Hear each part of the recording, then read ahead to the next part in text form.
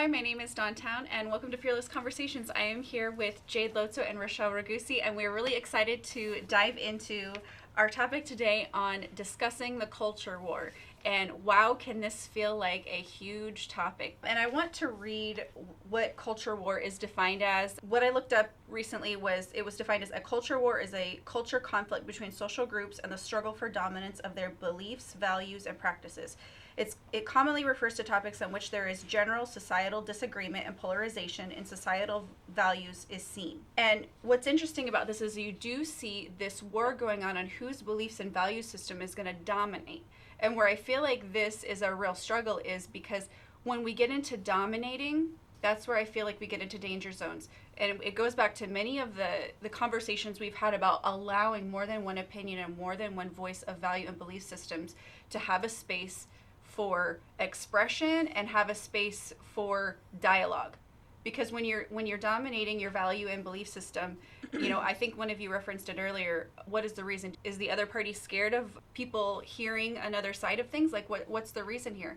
And it's interesting because really people came to America because they were seeking freedom. Mm-hmm. And I know there's been a lot of revisionist history where people are saying, oh, well, really, people came over because they wanted to continue slavery and all of this stuff that really is completely inaccurate. Mm-hmm. But if you go back to what everybody's believed this whole time is that people came to America for freedom.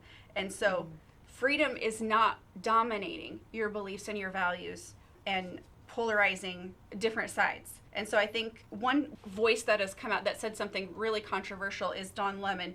He said, if you voted for Donald Trump, then you're with the Klan and you're with the Capitol rioters. Mm-hmm. And I was floored, and I shouldn't be floored because he says a lot of inflammatory things like that, and there's a lot of people on the left whose voices say these outlandish things. But again, I can't gloss over the fact that this is incredibly inflammatory. Mm-hmm. But yet his voice is allowed to be used, and he has no pushback from CNN, his organization that he works for. Of course, we on the right are looking at this and saying, hey, how can you say this? So what's so frustrating about this is, again, the media allowing the left voice, the left opinion to dominate. But if a Republican or a conservative were to say anything on the opposite end of the spectrum, they would be deplatformed, their life would be over, they'd be called all these horrible names that the right is called now. Mm-hmm. And so curious what you ladies are thinking about the culture war right now and just the constant division that we see. Well, and I think that when we talk about the culture war, it is so true that the left and the right want two completely different Americas. Mm-hmm. And so the right is generally speaking on the side of, I'm rooting for America, the idea that America was when it was founded. This is freedom, this is what we're fighting for. And so I think part of our struggle in that fight is that we are so keen on letting every voice be heard, whereas the left is like they want to muffle our voice out. And so we keep saying, you're wrong, but you can still say it. And I think we need to still hold true to that, but I think that comes to bite us, you know what I mean? And one thing that the left does constantly, and we've talked about it, is if the right raises concerns about something, it's always, they're just conspiracy theorists. Mm-hmm. And, when I saw it recently where somebody, even just on my social media, were saying, this is nothing but conspiracy theory, that, that Donald Trump actually won the election. That's just a conspiracy theory. And I'm thinking, but the left, they do this, but they run with conspiracy theories all the time. I mean, the Russia thing was one big one, and they gaslight now. It's like, no, you can't question our elections. They are completely safe, but you just spent the last 4 years questioning our elections. And so that was a huge conspiracy theory. And I think it served us well that they spent so much time and effort and money on that, and then they basically proved themselves wrong. And so I think they shouldn't be fearful. If they completely believe that the election was fair and safe, they shouldn't be fearful of us doing the same. We're questioning it. We're gonna look into this. We're gonna investigate. We're gonna pour money into it because they did it, and it benefited us. So if they could see that, and if they were right, then it's going to benefit them. So I don't know what they're so afraid of with that. But other conspiracy theories are white privilege. That's a huge thing, and we've talked about it before, where they take this and they run with it. I mean, that's nothing but a conspiracy. There's no hardcore. There's nothing in the evidence to suggest that this actually exists. It's a circular type of reasoning. And I read the book, White Fragility, and it's garbage, if I could just say. Like, I wouldn't recommend anybody waste their time and money on it, but I did because I wanted to know what their reasoning was. And I do think that is important to understand where they're coming from. Another myth is the gender wage gap due to sexism myth, because even when you look at this and they say, 75 cents to the dollar, like women make 75 cents to every dollar that men make. These claims have been being made. I mean, you can look back at interviews that Thomas Sowell gave, I want to say maybe the 70s, 60s, 70s. And they were pushing this all the way back then. And he broke it down. And it's been explained to us. And you can look at the numbers. And they still want to just take it and say, no, it's just due to sexism. I mean, there's all kinds of things that go into this, such as like character traits. And I talk about all the time. One of my character traits is that I'm agreeable. And Jordan Peterson will talk about this, where my husband is not. And so if you look at, he's a negotiator. So if we both went in and applied for the same job, I'd fill out an application, he'd fill out an application, I'd walk away and wait till they call me back. He'd call them back. And he would actually physically go in and say, hey, and he's done this, and this is how he's gotten jobs. I won't do that because I'll give you your space. If you're interested, you'll call me. He's like, nope, this is who I am. This is what I have to offer. He'll negotiate his salary. If somebody hires me on at something, I'll say, okay, thank you. I'm agreeable, he's not. And this is part of the reason why we see the wage gap. Another thing is just the fields of employment that we choose to go into. Like we're going into fields that just do not make enough money, as much money as what generally men would make in the fields that they go into. It's not like there's a male monopoly on plumbers, like being a plumber, but generally speaking, if you hire a plumber, you're going to see a male come in, right? Generally, it's not going to be a female. And also hours worked. They did this study where they look at doctors that are working in the same field of medicine, and they were seeing this difference of yearly wage that they were making. There's difference between males and females. And the females, when they took it back and they actually broke it down and evaluated it, were working significantly less hours than the males were. The males were putting in all these extra hours, and they were getting paid for it. That explains the wage gap. But so when I talk about this culture war and how they constantly call the right conspiracy theorists, well, allow us to make our argument, because if it's just a conspiracy, that will be evident. If you allow us to make our argument, you shouldn't be afraid of, if it's just a conspiracy, you shouldn't be afraid of it. And this is why we keep allowing them to make their arguments, because we know how to argue against them, because they're not accurate and they are just conspiracies. I just think that's a tool that they keep putting in their back pocket. And a lot of us are so afraid of speaking out and being labeled a conspiracy theorist. And I think you have to do it the right way too, because you can't just go all bananas, because nobody's going to take you seriously then. You have to do it meticulously. But we can't just keep allowing their talking points to diminish our voice or to scare us off from saying things that are actually legitimately true. Yeah, I saved this little picture.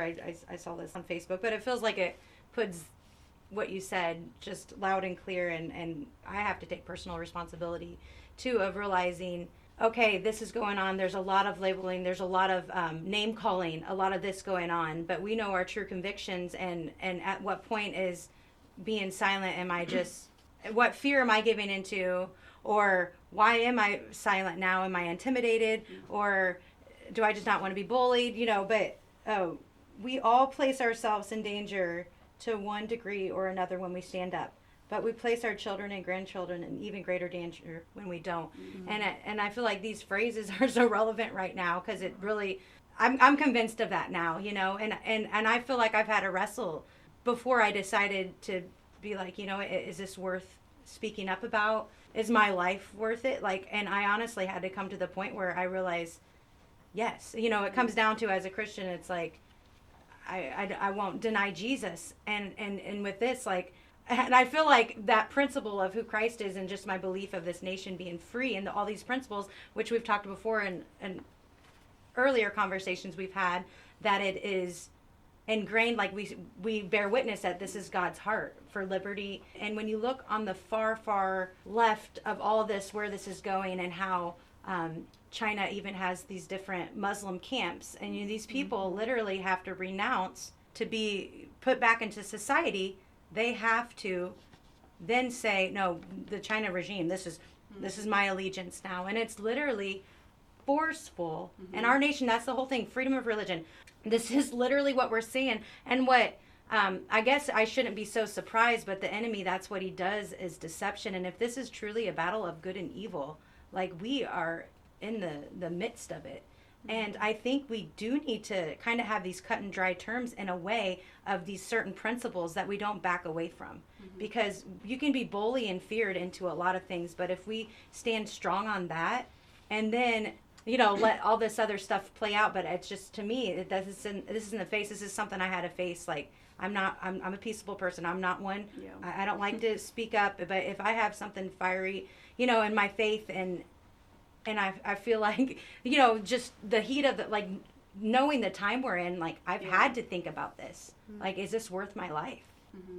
Have you guys thought about that? It's so funny that you talk about being a peaceful person, because that is who when I talk about being agreeable, and I'm like a people pleaser. I really am. Like, that's my nature. And so if there's conflict, I will go out of my way to avoid it or to try and reconcile.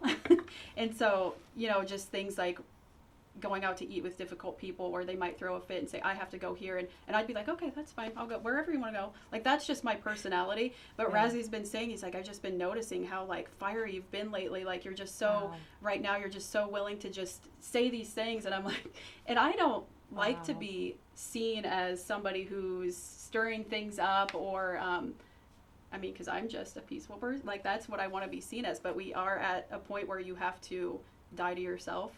And I think for some of us that have been so afraid for so long to speak up, and that's part of our personalities, we have to just say, like, it's not about me, it's about, you know, and all these people that are coming after us. If we don't stand up right now, I mean, freedom of speech, which includes freedom of religion, that's not promised to our next generation. And so we have to have people rising up and saying things, whether it's uncomfortable or not. And it's been uncomfortable for me. And I think that's what people don't understand is, like, because I'm pretty political on social media, and I've even tried to talk to myself, like, maybe I could just cut this back a little bit. I kind of take it back to that verse in Romans where they talk about people being weak in the faith.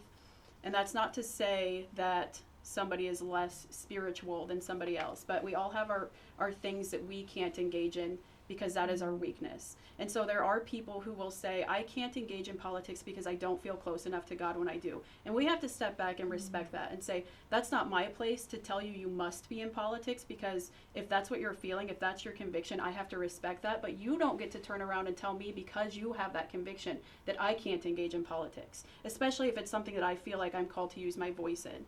And I think we're seeing this where those that are convicted or that have such a struggle engaging in this while also remaining close to God are turning it around to say, you can't do this and be close to God. So they're taking their pitfalls and they're applying it to Christianity as a whole and Christians as a whole. And so I think it's the same, you know, when he talks about meat. If you are weak in the faith and you can't eat meat, then I'm not going to make you eat meat. But you can't tell me that I can't eat meat and be a Christian. That's and we see this, and I mean, it can just apply to so many things, but I'm seeing it so heavily in politics. As you see this such a pushback from other Christians just want to paint politically active Christians as being less than, or not as spiritual, or not as close to God, or just too involved in the world. But this is our fight. And when you look in Scripture, you know, people just say, well, God's in control. Well, God was in control back then too, and you still saw people that were called to rise up and to fight. Yeah. And I think that we need to be diligent in that.